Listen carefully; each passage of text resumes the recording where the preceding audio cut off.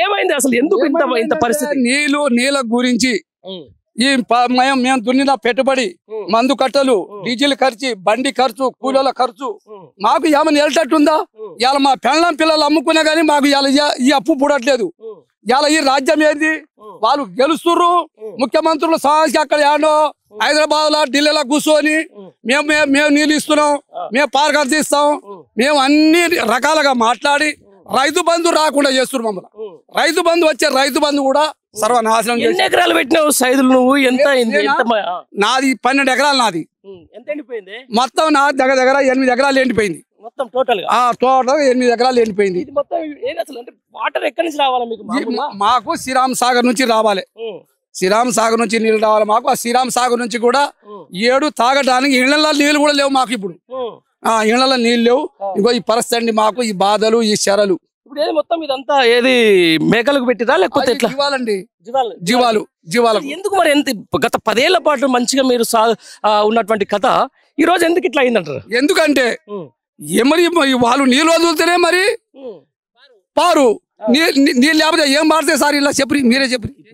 ఎందుకు నీళ్ళు వదులుతలేరు? ఎందుకు మీ మీద కక్ష అయ్యాల రైతులకి? కాంగ్రెస్ ఏంటంటే తుంగతుర్తి దామోదర్ రెడ్డికి మేము ఓటు వేయలేదని పక్షపాతం బట్టి పద్మావతి మనం ఈయన ఏంది దామోదర్ రెడ్డి కలిసి మాట్లాడుకొని అటు ఖమ్మం సైడ్ కు నీళ్లు పంపిస్తారు, ఇటు మాకు నీళ్లు రాకుండా సర్వనాశనం చేస్తారు. మాకు స్నానాలు చేయాలి, స్నానం చేయాలన్నా దొడ్డి కలుపుకోవడానికి నీళ్లు కూడా మాకు లేకుండా చేసిండు. మీకు పొడుగు రెడ్లు ఉండే మీ దగ్గర. ఇప్పుడు ఇరిగేషన్ శాఖ మంత్రి ఇక్కడే ఉండే, మరి ఎందుకు మీ మీద ఇంత కక్ష? అంటే కక్ష అంటే చేసేదే ఉంది. మామూలు ఇంత పొగబట్టిరు ఉంటే బాగుండు, మాకన్నీ మా దగ్గర మాకే ఓటేస్తే మంచిగుండు.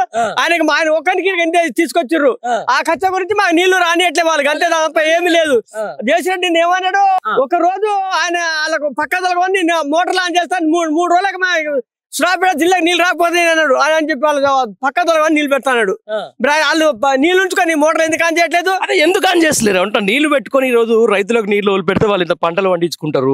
మంచిగా ఇంత గొప్పగా ఉన్న రైతులు ఈ రోజు నల్లగొండ పర్టికులర్ గా సూర్యాపేట రైతులను ఎందుకు ఇంత ఇబ్బంది పెడుతున్నారు అంటే ఏం చెప్తారు మీరు? ఎందుకు చెప్తారంటే మీరు జయశ్రెడ్డి ఎందుకు గెలిచిండు, ఆయనకు ఒక్కడు ఎందుకు గెలిపించు, మేము ఎందుకు గెలిపి దామోదర్ రెడ్డి ఈయనది ఉత్తమ్ కుమార్ రెడ్డి ఆయన ఈ పద్మావతి వాళ్ళు ఇద్దరిది ఎక్కువ ఉంటది. మరి ఇట్లా చేస్తే ఎట్లనే రైతులు మరి దారుణంగా అనిపిస్తుంది. పచ్చగా ఉండాల్సిన ప్లేస్ ఇదంతా మొత్తం ఎండిపోయి మేకలు తినే కాడికి వస్తుంది. మేకలు తినిపించింది సార్. ఇదేగా వాళ్ళకి ఏం లేదు. ఆయన వాళ్ళు పోవాలి ఇంటికి పోతే దామరెడ్డి అన్నారుగా మీకు మాకు ఓటు వేసినారా, మీకు నీళ్ళు రానియటని అడిగిండు.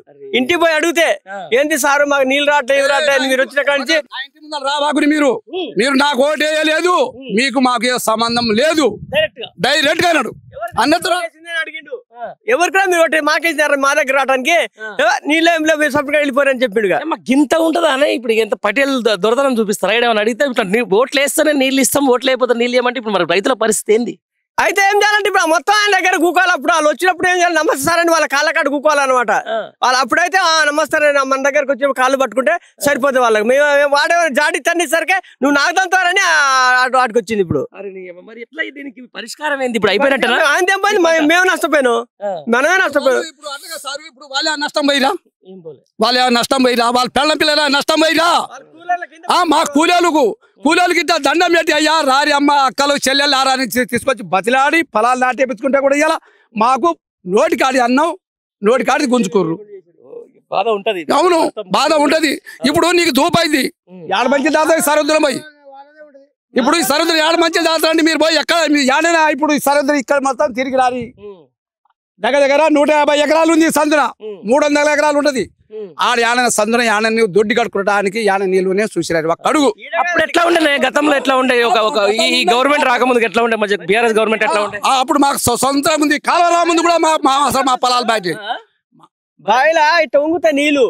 ఎండాకాలం రోజుల ఆడు జయశ్రెడ్డి గెలవటే వచ్చించారు. ఇప్పుడు గెలవకపోతే మాత్రం గెలిపియలేదు, అందుకని నీళ్లు రానేవు అని చెప్పారు అంతే వాళ్ళు.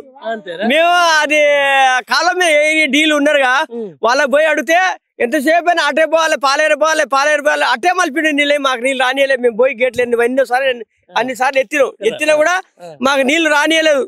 వాళ్ళు అటు పోగానే మేము ఎత్తగానే పైసలు పెట్టారు, అటు ఎత్తగానే మళ్ళీ ఏం చేస్తారు, మళ్ళీ ఏమంటే పడేస్తారు.